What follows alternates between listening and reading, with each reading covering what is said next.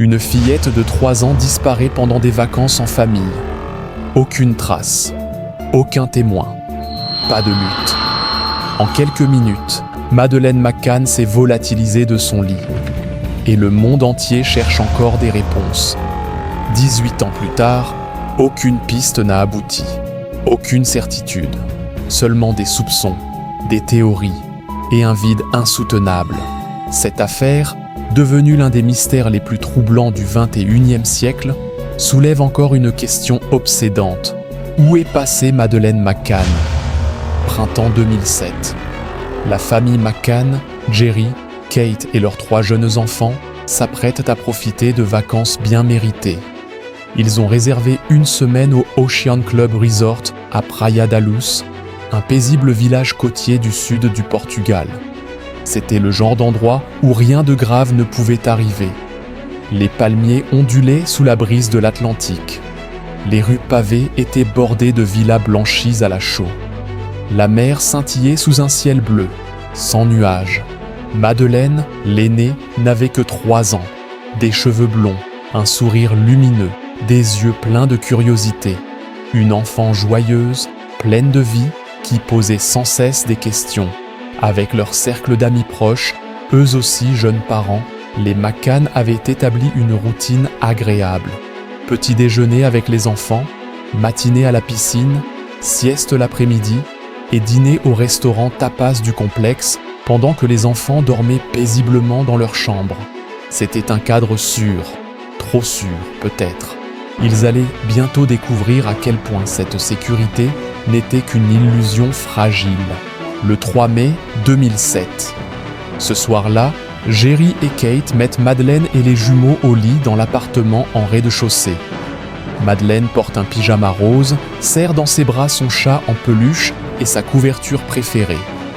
Les adultes se retrouvent au restaurant à tapas vers 20h30, à seulement 55 mètres de l'appartement, avec une vue partielle sur celui-ci, légèrement caché par des haies. Ils ont mis en place un système. Toutes les 15 à 20 minutes, l'un des parents quitte la table pour vérifier que les enfants dorment bien. À 21h05, Jerry vérifie. Tout semble normal. À 21h30, un ami écoute à la porte. Pas de bruit suspect. Mais à 22h, Kate retourne voir ses enfants. Elle ouvre la porte et ressent immédiatement que quelque chose ne va pas. La fenêtre est grande ouverte. Les volets sont relevés. Une brise froide s'engouffre dans la chambre. Et le lit de Madeleine, celui près de la fenêtre, est vide. Kate court vers le restaurant, hurlant. Ils l'ont prise. Madeleine a disparu. Les recherches démarrent immédiatement, mais c'est le chaos. Le personnel de l'hôtel, les touristes, les habitants, tout le monde participe. Ils appellent son nom, fouillent la plage, les ruelles, les bâtiments vides.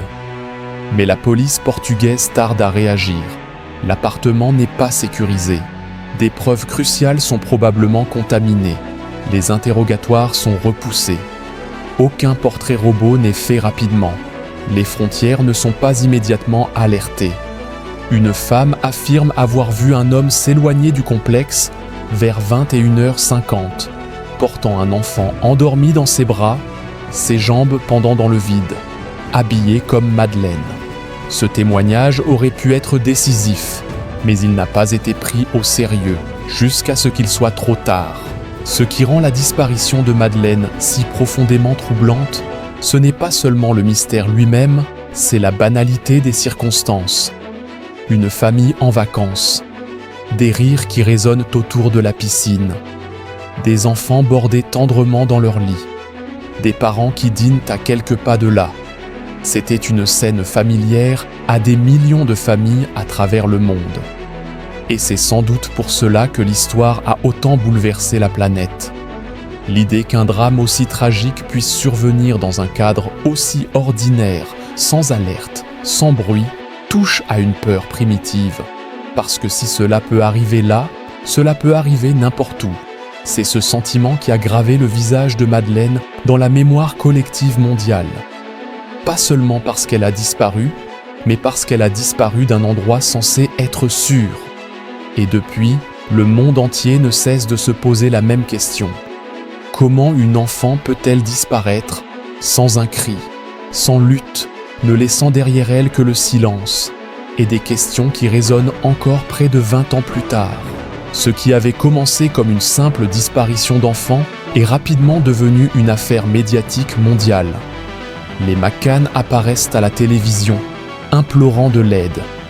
Des célébrités, même le pape, expriment leur soutien. Des millions d'euros sont levés pour financer les recherches. Les affiches du visage de Madeleine, ses grands yeux et l'irrégularité dans son iris inondent le monde entier. Mais avec le temps, le doute s'installe. La police portugaise commence à soupçonner les parents. Leur théorie ?